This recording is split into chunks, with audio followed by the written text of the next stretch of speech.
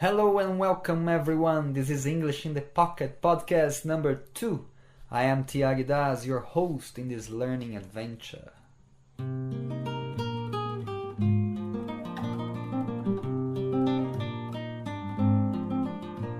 Hello and welcome everyone.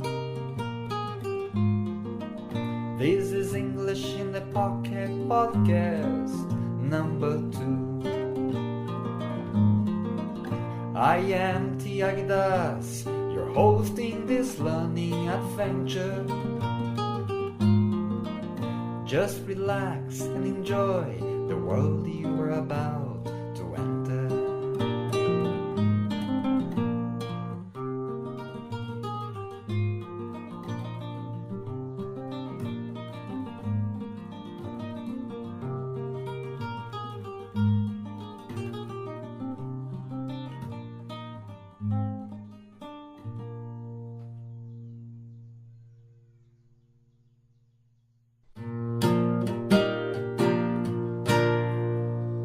Let me start giving thanks for your lovely feedback on the podcast number 1, which was launched last week.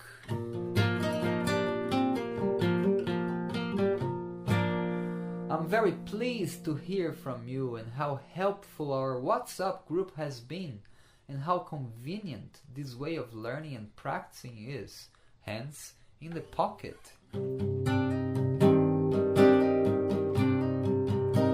I'm also aware, though, that some people may be finding it a bit difficult to understand everything is being said here. And even those who do understand pretty much everything may also be asking themselves, is that enough to achieve fluency?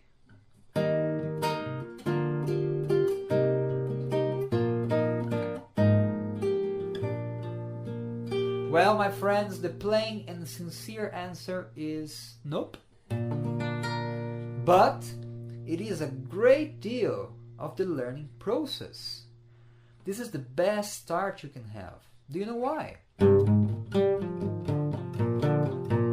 Because it is direct to the point. I'd like to suggest you a few guidelines that will show you how you may use this podcast for your benefit. Okay, my first hint is listen again and again until you start recognizing something and the sound of the words start to become familiar to you.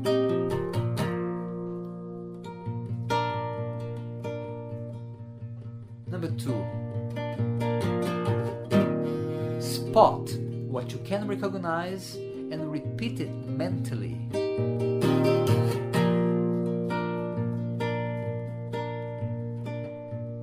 Number 3. Then say it aloud until it sounds similar to what you can hear in the podcast.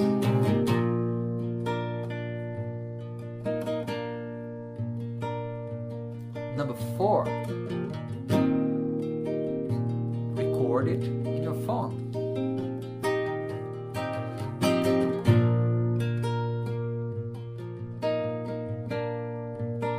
Number 5, listen back and compare to the podcast.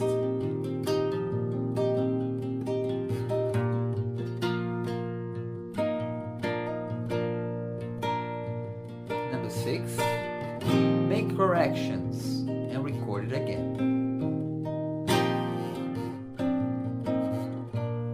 Now, if you can already understand most of it, try this out. Do you enjoy a little bit of storytelling?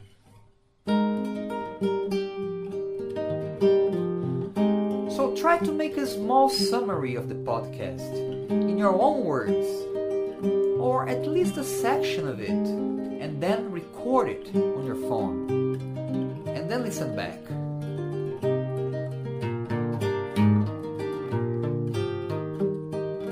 A little note: when I say spot what you recognize, I'm talking about the sounds of the words, the intonation, the melody of the sentence, even if you don't fully understand the words and their meaning. The most important thing of a spoken language, and forgive me for stating the obvious, it's how it sounds. So if you are able to reproduce precisely the sounds that you can hear, you can already speak correctly. Isn't that amazing? Now, if you can just recognize the sound of separate words, that's great. Repeat the words silently, then say it aloud, and finally write it down. Don't worry about the spelling now, okay? Record yourself saying it a few times and then listen and compare to the podcast.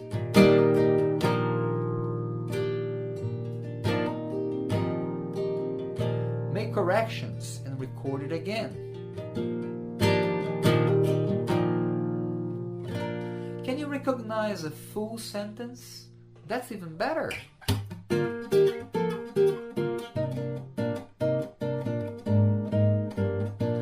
Are you able to repeat an entire paragraph? Wow, that's super. Well, folks, I hope these hints can give you some ideas of how to explore these podcasts. Good luck!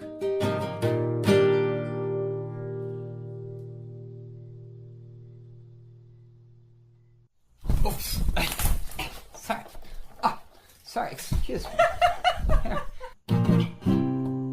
Sorry, we're starting something new today, but since the podcast is new in itself, I presume it's all new around here. Sorry, are you new around here? Okay, let me introduce myself. My name is Melodia, and I am Thyaghi's alter ego, also known as his clown. But you know, call me Melodia and I'm cool with you, you know what I mean? Okay, so I was asked to interview someone here, and because this person is quite close related to Thyagi, he asked me if I could do the job. So here I am, being the interviewer for tonight's show. Cool, innit?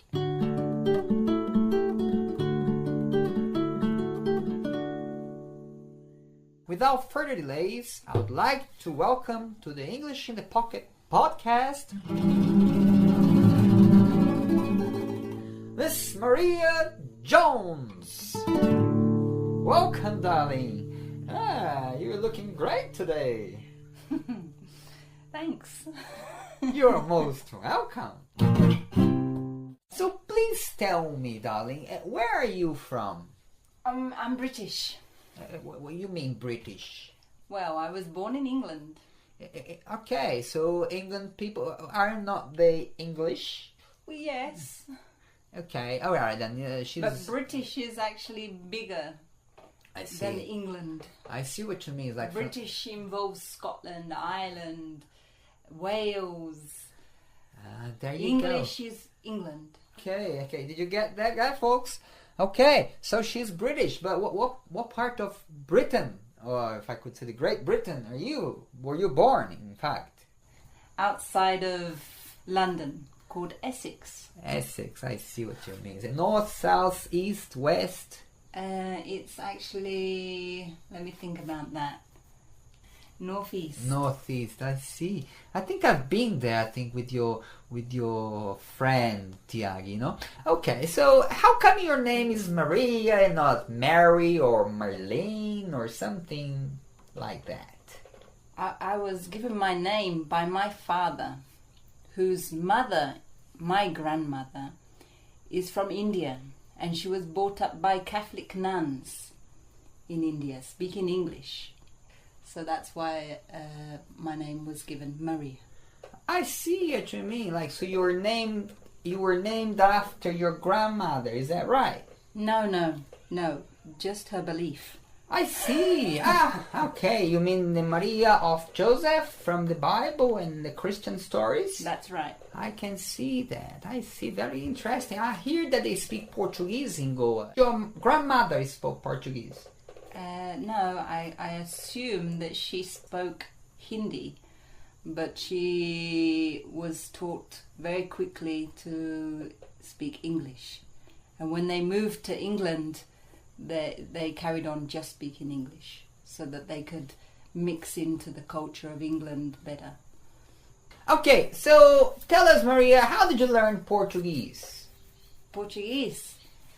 Well, actually, I kind of absorbed it. Listening to him many times, speaking Portuguese, but not really understanding words, but somehow energetically understanding what he was talking about. I could never speak Portuguese until we came to Brazil, and I started much more being able to understand Portuguese and speak a little bit more with children. We have 4 children. And I found that when people speak to kids, they slow down, they are very precise about what they want to communicate, just by listening and practicing with people. I see. And what was the most difficult thing that you found to learn? Actually, I think the most difficult thing I find is when you are trying to speak a new language, and people pretend that they understand you, and then you don't learn from your mistakes, so you can carry on speaking the same mistakes for a long time without even knowing that you sound completely wrong. I see. I get you. I get what you mean. And what's the most helpful thing you found? You mentioned the children, speaking to children. I love children, I'm a clown. Practice. Mm-hmm. And also what made it much easier was going beyond the fear of making the mistakes, of sounding silly. Just saying and speaking and trying to express yourself. Once you've gone beyond on your fears, you become to a next level of being able to just try and say anything that you want to say, whether people laugh at you or not. Just keep on practicing. I'm quite used to that, I love, in fact, when people laugh at me, laugh for me, laugh with me. They just say, laugh, isn't it great? Okay, Maria Johns, that has been indeed a pleasure to talk to you. My pleasure.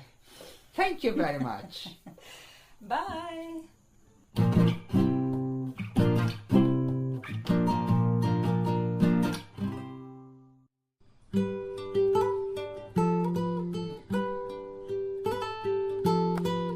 When things go wrong, as they sometimes will, when the road you are trudging seems all uphill, when the funds are low and the debts are high, and you want to smile but you have to sigh, when care is pressing you down a bit, rest if you must, but never quit. Life is here with its twists and turns, as every one of us sometimes learns, and many a failure turns about when he might have won if he had stuck it out. Stick to your task, though the pace seems slow, you may succeed with one more blow.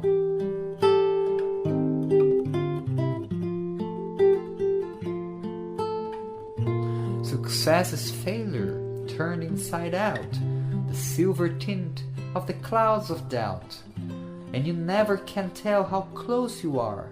It may be near when it seems afar, so stick to the fight when you were hardest hit. It's when things seem worst that you mustn't quit.